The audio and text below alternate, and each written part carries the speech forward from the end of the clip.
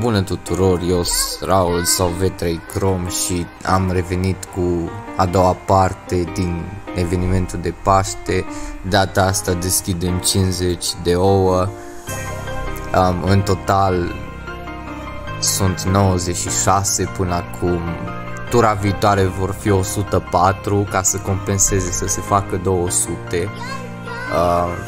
Până la tura viitoare o să treacă ceva pentru că e full peste tot, full.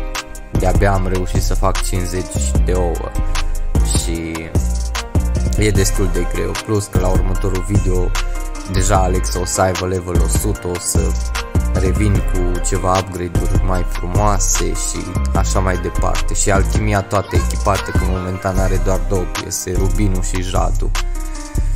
Na, ne mai auzim. Vă las cu videoul, ciao.